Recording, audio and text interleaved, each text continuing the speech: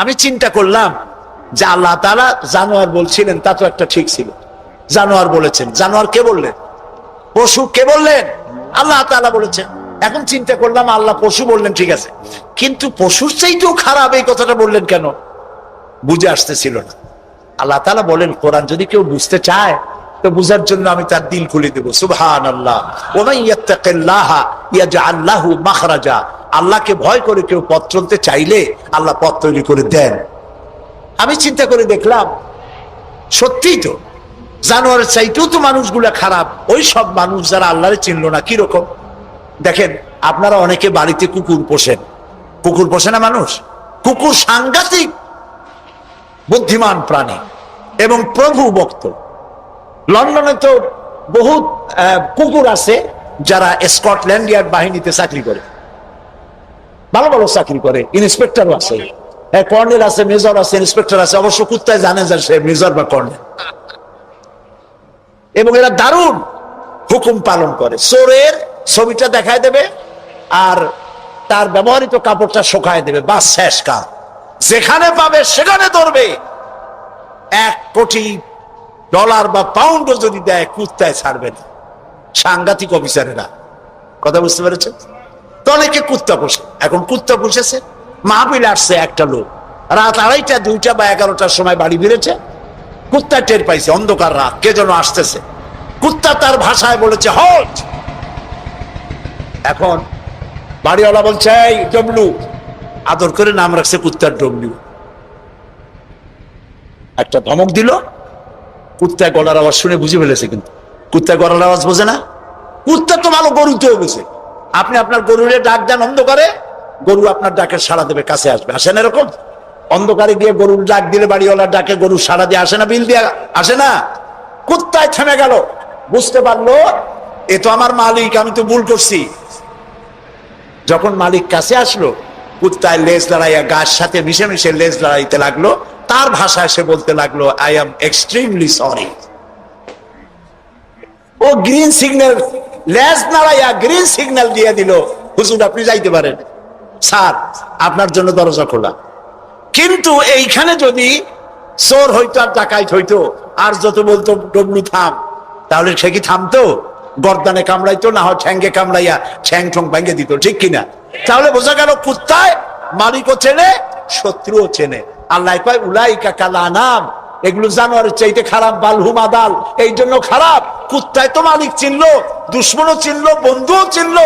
এই মানুষগুলি আল্লাহকে চিনল না, প্রভুকে মালিককে চিনল না, তাকে অস্বীকার করলো। কুত্তার চাইতেও নিকৃষ্ট। প্রিয় ভাই সব, মানুষের এই 3 প্রকারের দিল, সুস্থ দিল, অসুস্থ দিল, আরেকটি হলো কি দিল? মৃত্যু দিল। সকল প্রকার দিলের একটা চিকিৎসা আল্লাহ কোরআনে করে দিয়েছে। সুবহানাল্লাহ।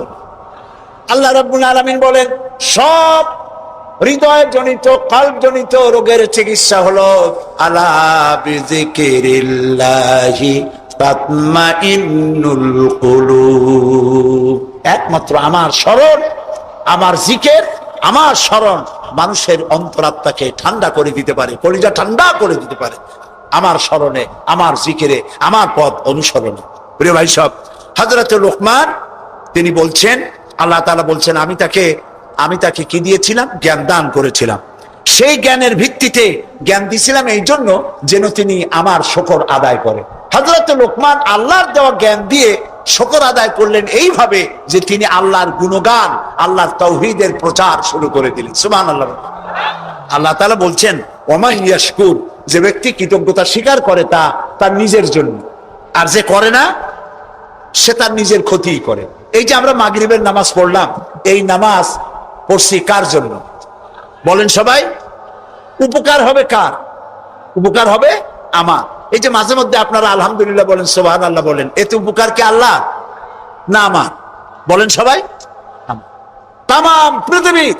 এটা এই জন্য যে আল্লাহ তাআলা বিরাটত্ব, খুব লক্ষ্য করুন, আল্লাহ তাআলা বিরাটত্ব, মহানত্ব, শ্রেষ্ঠত্ব এবং মর্যাদার যে স্তরে আল্লাহ তাআলা আছেন, আমরা শুকর করে, প্রশংসা করে, সেজদা করে সেই স্তর থেকে 1 ডিগ্রি উপরে উঠাইতে পারবো না।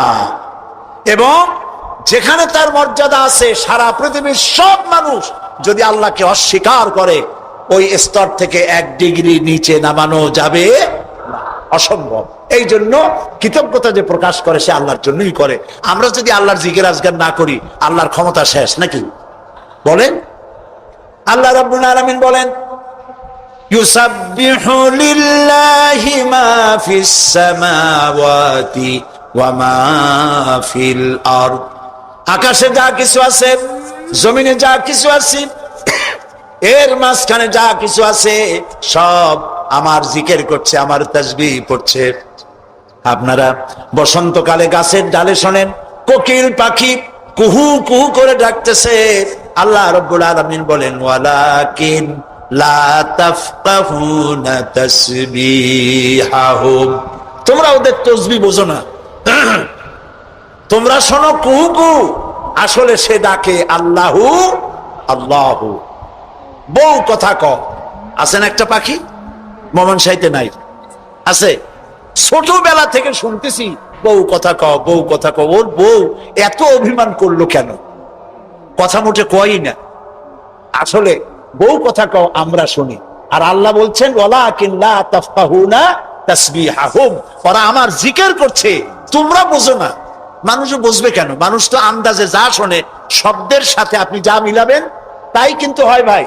যেমন ট্রেন ছাড়ছে, ট্রেন যখন ছাড়লো তো প্রাথমিক আওয়াজ শোনা যায় যাচ্ছি যাব, যাচ্ছি যাব।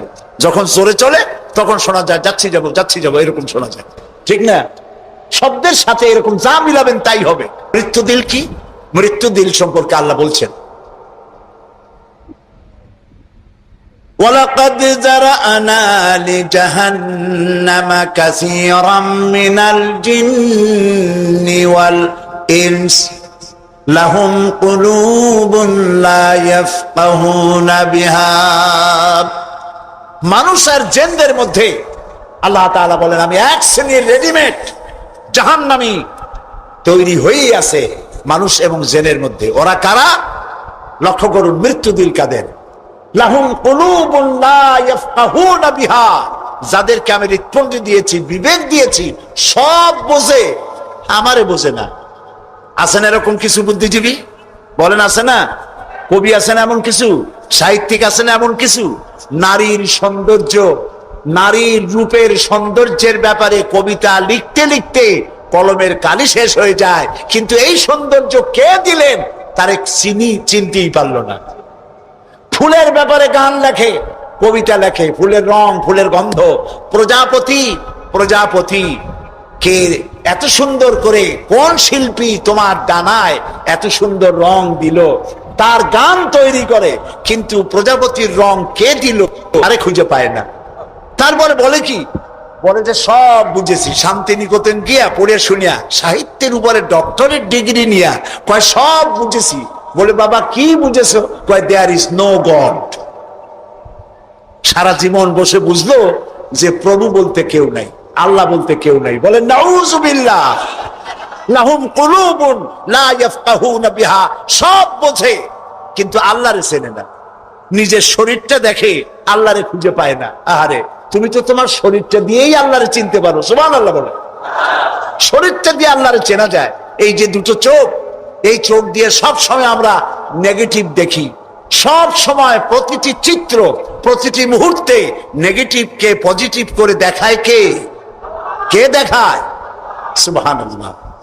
এত সুন্দর দুটি চোখ আল্লাহ দিলেন, চোখের মধ্যে আল্লাহ আবার পানি দিয়ে দিলেন। পানি মানে কান্নার পানি না, এমনি চোখে পানি আছে। আপনি চোখে পলক মারেন, পলক মারেন না? কথা না বললে বুঝি কি? এই যে পলক মারেন, এটা কি ইচ্ছে করে মারেন না অটোমেটিক হয়? অটোমেটিক হয়। ইচ্ছে করে মারলে ফটর ফটর করতো। আপনি নিজের অজান্তেই চোখগুলি পলক মারে কেন? আল্লাহ রাব্বুল আলামিন মানুষের কল্যাণের জন্য এমন অটোমেটিক ব্যবস্থা করে তিনি রেখে দিয়েছেন।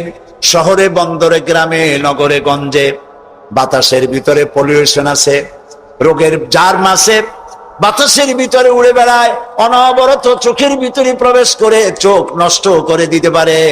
এই জন্য রব্বুল আলামিন চোখের ভিতরে পানি ধরনের এক রকম মেডিসিন রেখে দিয়েছেন। প্রতি মুহূর্তে চোখ পলক মেরে মেরে চোখকে আল্লাহ তাআলা ক্লিন করে দিতেছেন। শরীরের ভিতরে একটা শরীর দিয়ে আল্লাহকে চেনার জন্য যথেষ্ট। এই শরীরে আল্লাহ অসংখ্য রগ রেশা দিয়েছেন। মাথা থেকে শুরু করে পা পর্যন্ত যতগুলি নার্ভ আছে সবগুলি নার্ভ ছিঁড়ে ছিঁড়ে যদি জোড়া লাগানো যায় পুরা পৃথিবী একবার ঘুরে আসা যাবে। সুবহানাল্লাহ করতে ইচ্ছা করে না? আর যদি পাশাপাশি সাজায় রাখেন 3 একর জমিন লাগবে একটা মানুষের রগ সাজায় রাখতে। এই রগগুলি দিয়ে আপনি আমি যা খাই এটাকে বলা হয় কার্বোহাইড্রেট।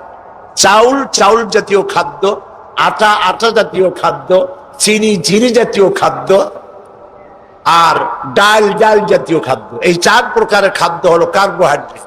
এগুলি মানুষে খাইলে পরে শরীরের ভিতরে এর থেকে রক্ত হয়, এর থেকে পেশাব পায়খানা হয়ে বর্জ্য বেরিয়ে যায়। আর যেটা রক্ত হয় সেই রক্তটাকে গোটা শরীরে প্রবাহিত করে শরীরটাকে আল্লাহ উষ্ণ রাখেন। সেজন্য এত রগ রেশা দিয়েছেন। এখন এই রক্তগুলিকে মাথা থেকে শুরু করে পা পর্যন্ত পৌঁছে দেওয়ার জন্য আল্লাহ একটা জেনারেটর রেখে দিয়েছেন বুকের মধ্যে। কন্ত বুদ্ধি করে জেনারেটর নামটা কি? মাশাআল্লাহ বুঝে ফেলেছেন। জেনারেটর নাম হার্ট। সেটা অনবরত সিস্টোলিক এন্ড ডায়াস্টোলিক এভাবে করে সম্প্রসারণ সংকোচন এরকম করতেছে। চিকিৎসা বিজ্ঞানীরা বলেছেন মানুষকে মাথা থেকে শুরু করে কাটাকাটি করে সব বুঝেছি, কিন্তু হার্ট এরকম এরকম করে কেন, এর উৎস আজ পর্যন্ত পৃথিবী খুঁজে পায় না। এটি এভাবে করে করে রক্ত ছড়িয়ে দিচ্ছে। এখন দেখেন আল্লাহর খোঁজার ব্যবস্থা। মানুষ খাইয়া খাইয়া তারপরে হার্টের মধ্যে চর্বি গিয়ে জমে। হার্টের মধ্যে যে করোনারি আর্টারির মধ্যে গিয়ে চর্বি জমতে লাগলো। হঠাৎ করে রক্ত প্রবাহ যখন বন্ধ হতে থাকে, আর চলতে পারে না, তখন অ্যানজাইনা হয়, হার্টে বেদনা শুরু হয়। এই বেদনা শুরু হলে তাড়াতাড়ি ডাক্তার এনজিওগ্রাম করে তারপর দেখে কতটা নষ্ট হয়েছে। ওইটাকে যদি প্রয়োজন হয় রগ বদলাবার, তখন তাকে বাইপাস করা হয়। বাইপাস করে নতুন রগ লাগাতে হবে। এখন বলেন এই নতুন রগ কোথায়? গরুর রগ লাগাইলে হবে? বলেন ছাগলের রগ? এখন আল্লাহ রব্বুল আলামিনকে চেনা সহজ।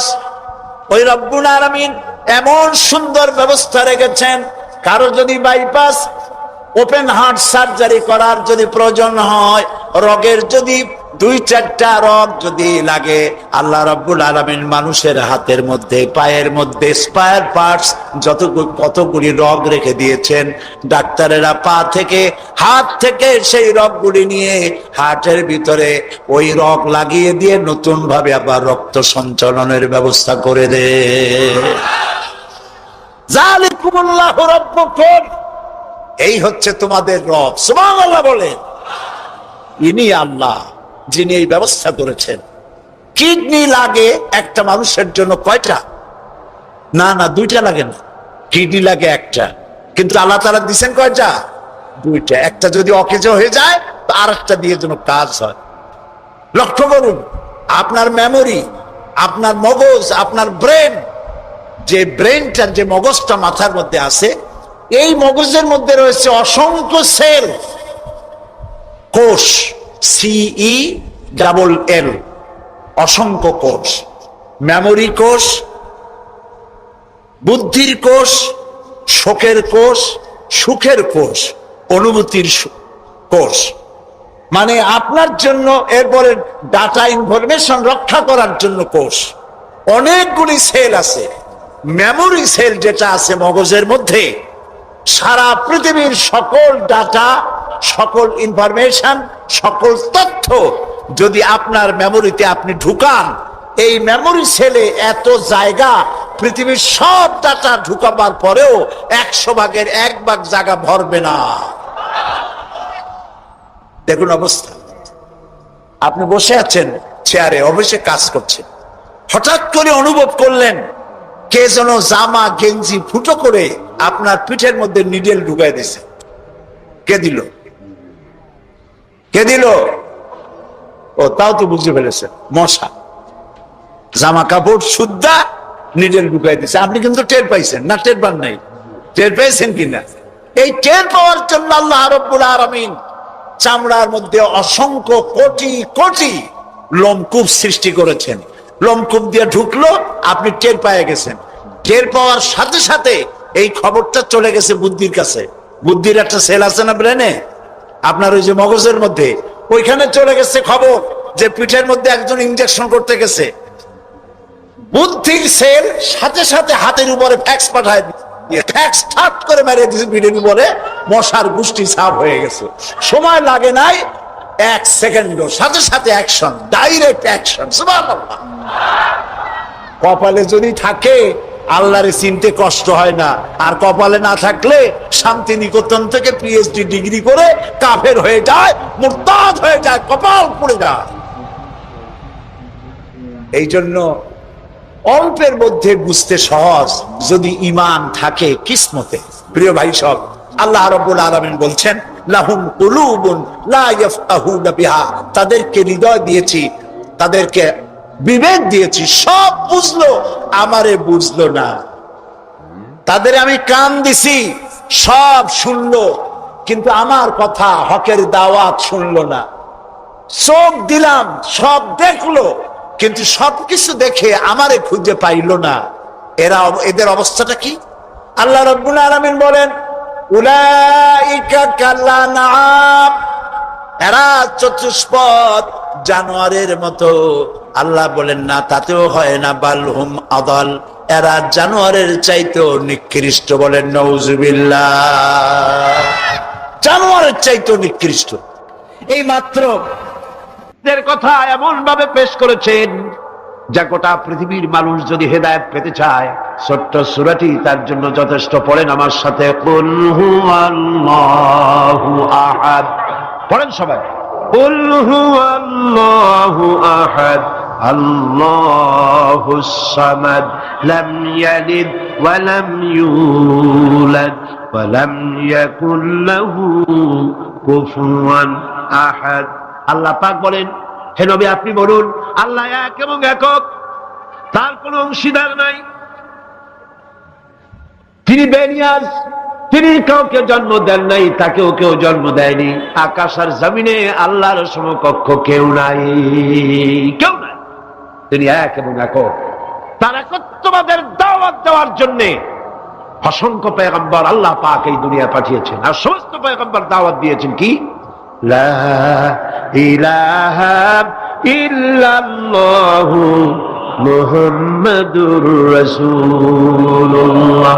সবাই দাওয়াত দিয়েছেন লা ইলাহা ইল্লাল্লাহ, লা ইলাহা ইল্লাল্লাহ, লা ইলাহা লা ইলাহা ইল্লাল্লাহ। কোন ইলাহ নাই, কোন আইনদাতা নাই, কোন বিধানদাতা নাই, কোন শাসনকর্তা নাই, আল্লাহ ছাড়া কেউ নাই। বলে সুবহানাল্লাহ।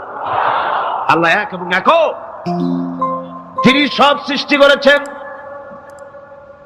আল্লাহ পাক বলছেন আল্লাহুল্লাযী খালাকাস সামাওয়াতি ওয়াল আরদা ওয়া আনজালা মিনাস সামাই মাআন ফাআখরাজা বিহি মিনাস সামারাতি রিজকান লাকুম। আল্লাহ হচ্ছেন তিনি যিনি আকাশ সৃষ্টি করেছেন, জমিন সৃষ্টি করেছেন, আর আকাশ থেকে পানি বর্ষণ করে তোমাদের খাদ্য উৎপাদন করে দিয়েছেন। এই পানি হচ্ছে মানুষের জন্য জীবন। পানির এক নাম কি? জোরে বলেন, পানির এক নাম কি? জীবন। এই পানি এক নাম জীবন। কিন্তু কর্ণফুলীর পানি যদি চট্টগ্রামে 10 ফুট উঁচা হয়ে আসে, পানির নাম হবে কি? নাম হবে মরণ। এই পানিকে কন্ট্রোল করেন আল্লাহ রাব্বুল আলামিন। আল্লাহ যদি ইচ্ছে করেন বেশি করে পানি দিয়া পুরা এলাকা ডুবাই দিতে পারেন, আবার ইচ্ছে করলে পানির ভিতরে মানুষ বাঁচাই দিতে পারেন, আগুনের মধ্যে মানুষ বাঁচাইতে পারেন। সমস্ত ক্ষমতা হচ্ছে, কর্তৃত্ব কেবলমাত্র আল্লাহ পাকের। কর্তৃত্ব কার? কর্তৃত্ব কার? আল্লাহ পাকের কর্তৃত্ব। হযরত নূহ আলাইহিস সালামের জামানায় 40 দিনের বন্যা। এই বন্যার পরে জাহাজ যখন নেমে গেল, তখন তিনি মনে মনে ভাবলেন, আমি তো জোড়ায় জোড়ায় করে সমস্ত প্রাণীগুলি আর মানুষগুলি, কিছু কিছু মানুষ যারা ঈমান এনেছিল তাদের জাহাজে উঠাইছে, কিন্তু একটি বুড়ি আমার উপর ঈমান এনেছিল আর আমি তার ওয়াদা করেছিলাম সাথে করে নিয়ে যাব, আমি তো তার কথা ভুলে গিয়েছি। অনুশোচনা এলো। জাহাজ থেকে নেমে চতুর্দিকে লক্ষ্য করলেন, মানুষ নাই, জনপদ নাই, সব শেষ হয়ে গেছে। পাহাড় পর্বত কাত হয়ে পড়েছে, বিল্ডিং গুলি শেষ হয়ে গিয়েছে, কোন জনপদে কোনো প্রাণী নাই, প্রাণী বলতে কিছুই নাই। হঠাৎ দূরে দেখলেন একটা কুড়ে ঘরের মতো দেখা যায়। ভাবলেন, এত বড় বন্যার ভিতরে কুড়ে ঘর কেমনে থাকলো? আস্তে করে হেঁটে গেলেন কুড়ে ঘরের কাছে। ভেতরে মানুষ আছে বলে মনে হলো। বাইরের থেকে প্রশ্ন করলেন, ভিতরে কে? জবাব এলো, আমি এই ঘরের মালিক, আমি এক বুড়ি বিধবা এক মহিলা। এখন নেমে গেল। তখন তিনি মনে মনে ভাবলেন, আমি তো জোড়ায় জোড়ায় করে সমস্ত প্রাণীগুলি আর মানুষগুলি, কিছু কিছু মানুষ যারা ঈমান এনেছিল তাদের জাহাজে উঠাইছে, কিন্তু একটি বুড়ি আমার উপর ঈমান এনেছিল আর আমি তার ওয়াদা করেছিলাম সাথে করে নিয়ে যাব, আমি তো তার কথা ভুলে গিয়েছি। অনুশোচনা এলো। জাহাজ থেকে নেমে চতুর্দিকে লক্ষ্য করলেন, মানুষ নাই, জনপদ নাই, সব শেষ হয়ে গেছে। পাহাড় পর্বত কাত হয়ে পড়েছে, বিল্ডিং গুলি শেষ হয়ে গিয়েছে, কোন জনপদে কোনো প্রাণী নাই, প্রাণী বলতে কিছুই নাই। হঠাৎ দূরে দেখলেন একটা কুড়ে ঘরের মতো দেখা যায়। ভাবলেন, এত বড় বন্যার ভিতরে কুড়ে ঘর কেমনে থাকলো? আস্তে করে হেঁটে গেলেন কুড়ে ঘরের কাছে। ভেতরে মানুষ আছে বলে মনে হলো। বাইরের থেকে প্রশ্ন করলেন, ভিতরে কে? জবাব এলো, আমি এই ঘরের মালিক, আমি এক বুড়ি বিধবা এক মহিলা, আপনি কে? তিনি বললেন, আমি হচ্ছি এই জামানার পয়গম্বর হযরত নূহ আলাইহিস সালাম।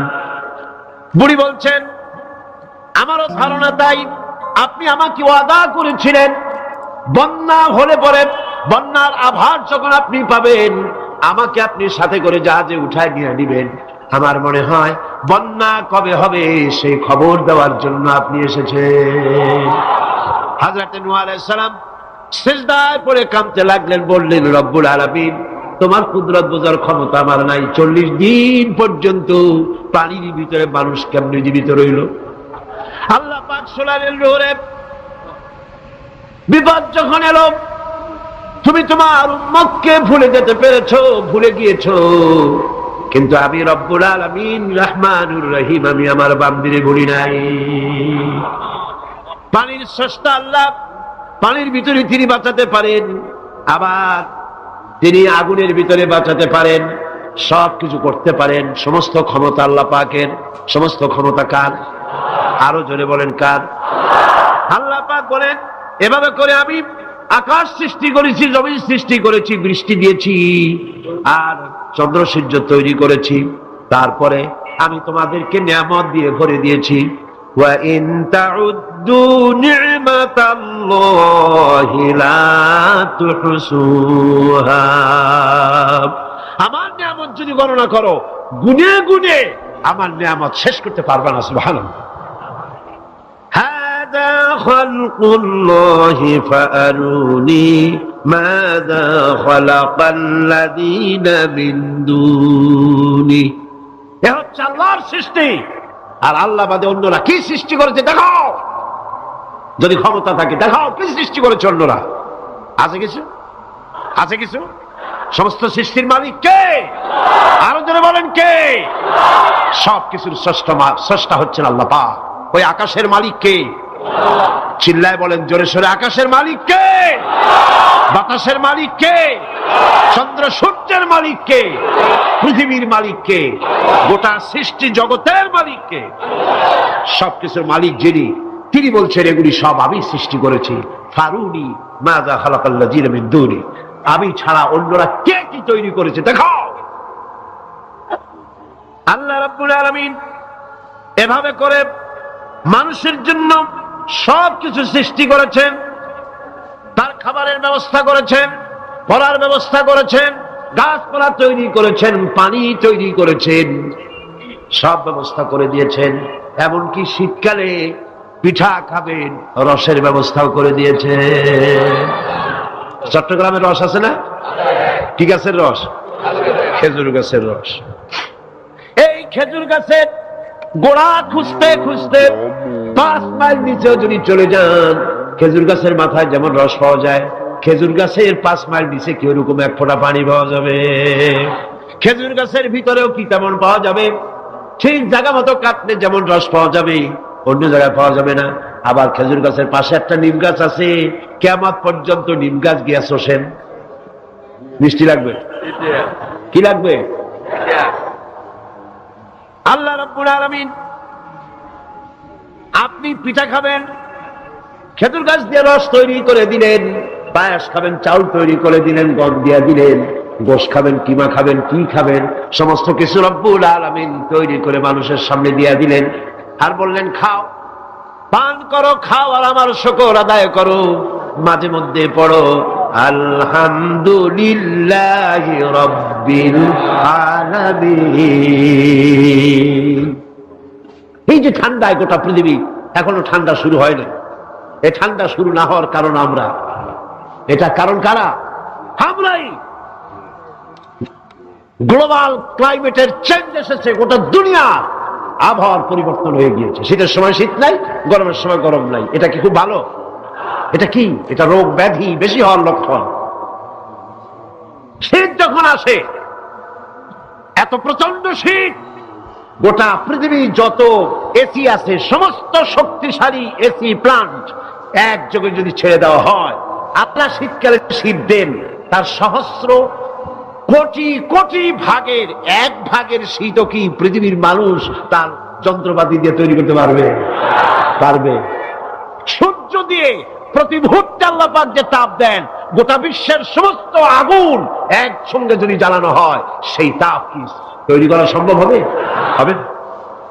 আল্লাহ রাব্বুল আলামিন মানুষের কল্যাণের জন্য মানুষের যা কিছু প্রয়োজন সবকিছু একটা একটা করে এভাবে তৈরি করে মানুষের সামনে সবকিছু দিয়ে দিয়েছেন এবং প্রয়োজন মিটিয়ে দিয়েছেন। যার যা প্রয়োজন তা তিনি মিটিয়ে দিয়েছেন।